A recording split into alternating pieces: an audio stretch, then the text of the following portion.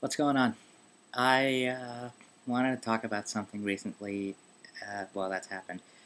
This has just come out in stores. If you haven't played it, I suggest you do. I think it's a lot of fun. But the reason I'm bringing this up is I've been seeing a lot of split opinions on this, and people have been complaining about this and that here and there. I thought I would give, my personal output on this so-called Resident Evil 5. What should we do to kick things off? Basically, I know one thing that's been happening is people have been comparing this, saying, or I know there's been word out that this is going to be as big as Splash of Resident Evil 4, or it's not as big, so it's going to be terrible. How can you beat something like that? Well, here's the thing. This is not competing with 4. If you're not sure, 4 was the last game in the series. It came out on the GameCube.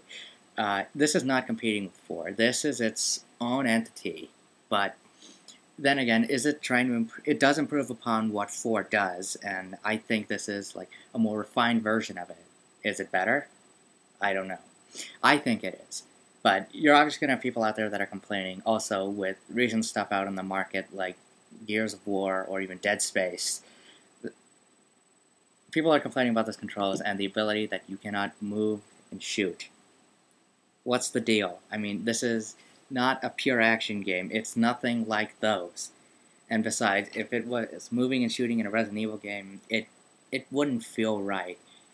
I mean, I like the ability that you have to stand still and fire your gun. It increases tension. I mean, that's exactly how it worked in 4, and it works the same way in 5.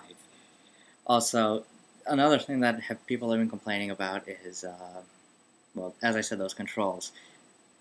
Just the fact that you have to stand still, and when you move your left stick forward, when you move the left stick all the way, your character watch, you have to press the X button, at least I'm playing PS3 version, X button, or click on the thumbstick to run. Yeah, that is kind of an annoyance. But again, it moves at a more methodical, slower pace, which, is what the series is known for. So I don't really have a problem with it. I know people out there have, and this has been kind of like the deciding factor, or the thing that's been splitting people between it, because of those pure controls and the ability that you can't run and gun. But as I stated before, if you run and gun, this doesn't feel like a Resident Evil game. You want that, go play the other games I mentioned, Gears of War and Dead Space. The other thing is, I don't know, people have been claiming this is a disappointment, or, it's just a terrible game. I don't see how this is terrible. I mean, there were lots of moments in it that made it for me. I don't want to spoil anything in this game. All I can just say is, stuff that's been revealed to the public. Like, finding out who that girl is with the mask on. When you find out who it is, I think you'll be a little bit surprised. You might be a bit surprised. It also has to deal with, some of the viral marketing that Capcom has done for this product. Another thing is, another moment that surprised me was, they showed this in the E3 trailer, the turret sequence when you're on Jeep and you have to fight those Magini, which is what they're called, on the motorcycles, or dirt bikes. I thought that sequence was fun. The boss battles are also really good, even though I think some of them do seem recycled from 4. Again, I'm not going to spoil anything. But if you've played 4 and you're going into 5, then you will probably know what I'm talking about here. The other thing I liked about, 5 is its bonus content. I mean, 4 had a lot of content in it too, but 5, I think, just throws in everything, including the kitchen sink. I hate using that term, but I think it's true. I mean, the Mercenaries mode returns from 4, and that mode is still awesome. The neat thing is that you can do it, split screen and online, which is nice. I'll get to the co-op part in a minute or so, but the Mercenaries mode is there. There's also, you earn points by completing single-player missions, which therefore adds to, you get points for these. Those add up, and you can spend those at the bonus feature section, which unlocks costumes or different color filters for when you're playing the game. You can also unlock figures. There's actually an achievement and a trophy tied to that. You will also get, if you fully upgrade one of your weapons, you can unlock the ability to get infinite ammo for it. Now, this is another thing that I've been seeing on the forums that has been causing a bit of a split decision between people. the fact that you can use infinite ammo while you're playing the game sucks the challenge out. Again, and again, it's an option. You don't have to play with it.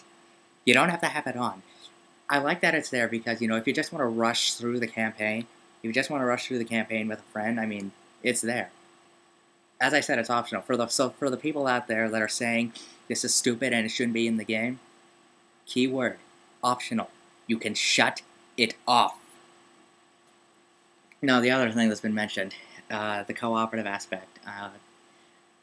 We all know Resident Evil has been known to be a single-player only game, and that's true. I mean, 4 had a great single-player component. All the previous RE games had a great single-player. 5 is the first game in I think the first numbered game in the franchise to include a cooperative aspect to it. Now, while you're playing single player, Chev is controlled by AI, and it does a very good job. I mean, it's not terrible. She doesn't really get in the way that much, but one thing I don't like about Sheva is that she wastes ammo. She uses it like nuts, so you're constantly having to give it to her. But the one thing I do like about her is that, you can use her as kind of a pack mule. The term been going around. You can have her hold stuff for you. So it comes in handy when you're doing like the single-player campaign because you're only limited to 9 inventory slots, which you can now actually manipulate in real time. Again, and more people have been complaining that it's dumb that you can't pause, but hey, again, real time increases tension. This is what I like about it, and I don't see the problem. But when you're playing against Sheva, she does make things a little bit difficult around the end of the game, especially when you're fighting like the last boss or something. But if you're playing co-op with a friend, which you can do either split screen or online, pretty much those problems are erased because you have a human partner. In fact, I found the co-op aspect in Resident Evil 5 extremely entertaining, and it's the reason I'm still playing the campaign to this day, or as of now. I mean, I like it. I can see myself playing this down the road. Then there's other things to mention with it, but let's just get the one thing I've been pushing off until the end. How it looks. It looks freaking amazing. It is one of the best looking things I've seen on this current generation of systems. Yeah, it's not up to... It may not be the best looking thing on the market, but to me this can easily stand toe-to-toe with something like Gears of War or Killzone, or even Metal Gear Solid. I like this, and it runs well. Well, okay, that's kind of a misstatement. I mean, I noticed frame rate drops on both versions, more noticeable on the PlayStation 3, but it doesn't affect, playability. But, it is there, and if you notice it, it might turn you off. But again, it doesn't really affect playability, so that's it. If you are going to get it, but if you have both systems, you're trying to get which one, just pick the one that your friends are going to get. So since some of my friends are getting the PS3 version, that's why I got that. I like this game. For all the haters out there, what's the big deal? I have the feeling that some of the people haven't played it yet. That's probably why they're spewing hate. Here's the thing, if you're a fan of the Resident Evil series, you're going to have fun with this, but if you're new to it, check out the demo. Or at least try it out for a bit, see if it's your liking. I mean, I have fun with it, I still do, I think you will too. Give it a chance. It is, so far, one of the best things I've played this year. So thanks for watching, everyone. I'll post another one, hopefully another video up soon.